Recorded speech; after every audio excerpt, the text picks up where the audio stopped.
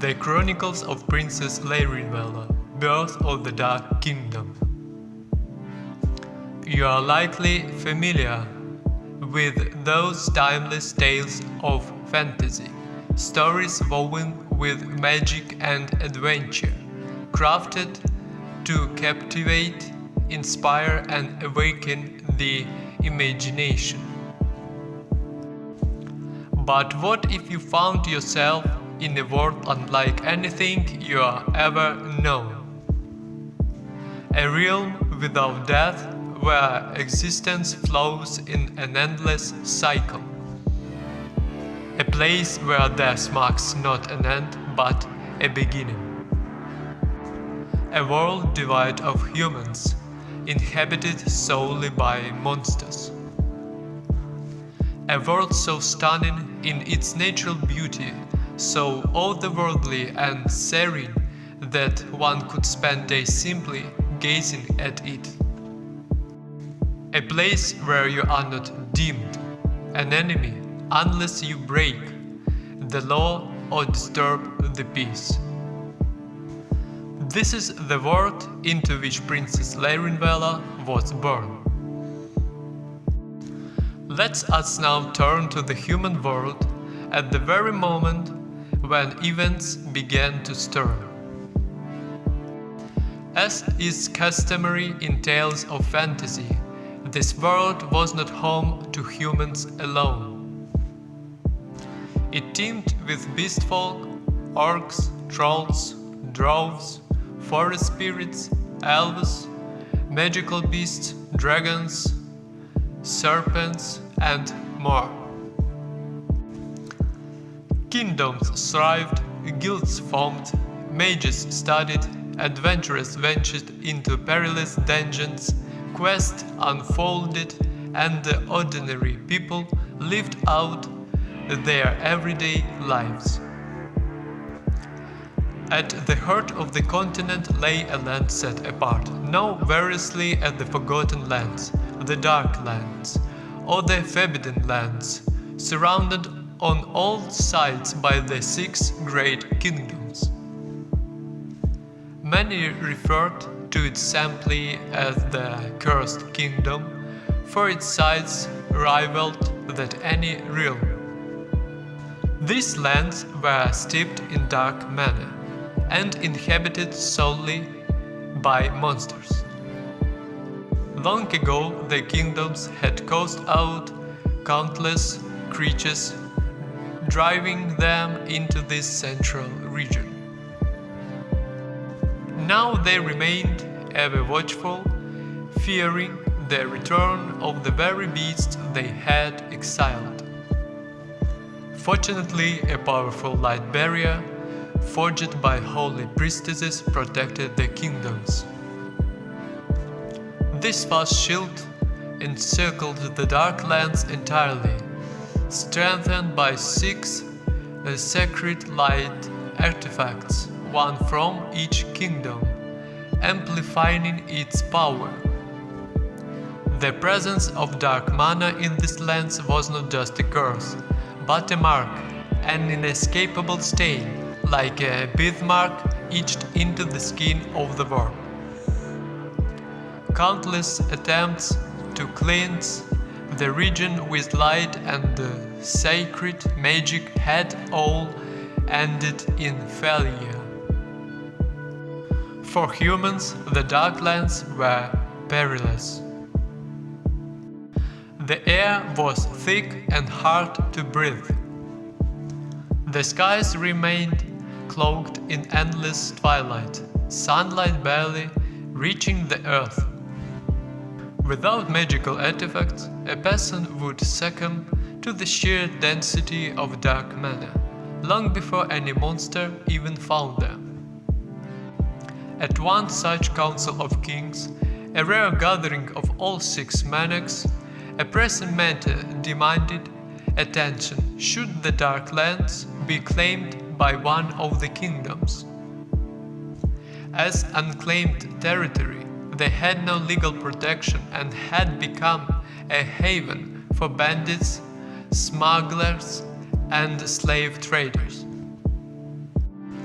While slavery was outlawed across the Six Kingdoms, many outside realms had no such laws. As a result, traffickers used the Darklands as a hiding place, moving their captive through once the way was clear. But there was more. Deep within the Darklands lay rare sanctuaries, so-called sweet glades, where unique fruits with powerful healing properties grew. These fruits were rich and filling. One could not consume them in large amounts, but they were in high demand. Harvesting them required elite teams of high-ranking adventurers. In fact, such missions often paid more than slaying A-rank monsters. Traditionally, collecting herbs and fruit was a task for low-ranking adventurers. But these fruits has become coveted both as delicious and as key ingredients in advanced healing potions capable of restoring even the gravest wounds. And still the presence of dark mana and monsters remained the primary barrier. Any kingdom that chose to take responsibility for the Darklands would need to manage territorial control, oversee harvests, and support continuous research. In return, full rights to set prices and distribute all the resources collected, a chance to strengthen its entire economy. But the cost would be steep: building and maintaining access gates, training soldiers, hiring adventurers, and guarding against a constant threat of invasion. In a grand hall around a splendid round table, the Six Kings convened. The Council of Kings had begun, and the fate of the Darklands stood at the center of debate. "So, what shall we do?" asked the first king. "We must decide. Leaving the Darklands ungoverned is pure folly." "Then take them yourself," said the second king with a smirk. "You'll earn coin and glory." "You foolish old man," snapped the first king. "You know full well this is not about profit. No sane king risks his people's life for gold." "Then ask the demons for help," offered the third king. "After the great catastrophe, we managed to work with them. Their mana is not so different from that of the Darklands." "Oh, brilliant," scoffed the first king. "As if monsters were not enough, now you want demons too. We'll have to sleep with our eyes open." "Demons have no interest in the Darklands," the fifth king said. "One of my envoys visited their domain, home to demons and other races. Their lord admitted even they cannot withstand that mana. It would drive the strongest among them mad." "Then let's divide the land," cried the second king. "Each of us takes a share." "Divide the cake, not the Darklands," growled the first king. "What shall we plant flags in cursed soil?" "You are insufferable," muttered the second king. "May your son take the throne soon. At least he can speak with sense. Thank the gods, he takes after his mother. Your people could not endure another king like you. You must eat bearded suck." The first king roared, leaping to his feet and gripping the hilt of his sword. "Enough," said the sixth king firmly. "Let us calm ourselves and speak without rage." The first king exhaled and returned to his seat, resealing his grip. Moments passed, then the sixth king rose and declared, "I will take stewardship of the Darklands." Silence fell. The other kings stared at him, stunned. He walked to the window, gazing across the horizon. My kingdom is small, and our soil is poor. My people do not live, they endure. As their king, it pains me to see them suffer. I want more for them. Despite all, neither I nor my ancestors have raised arms against you, though we had reason. Hunger alone is reason enough for war, but no land is worth the blood of innocence. I could have attacked a neighbor, but I choose not to. He stepped to a side table, poured water into a goblet, took a quiet sip, and turned again to the window. I've spoken with my advisors. We shared the risk with the people. They accepted them. This is not my decision alone. It is theirs. Like me, they believe this is our chance to change our fate. We have brilliant minds, people who may find a way to purify or contain the corruption. If none of your object, I propose we finally put this matter to rest. He set down the goblet and returned to his place. The silence that followed was not of doubt, but of solemn respect. The burden he had chosen to bear was immense. Then I propose that all kingdoms offer aid, said the fifth king, turning to him. The cost and risk are high. My kingdom will help.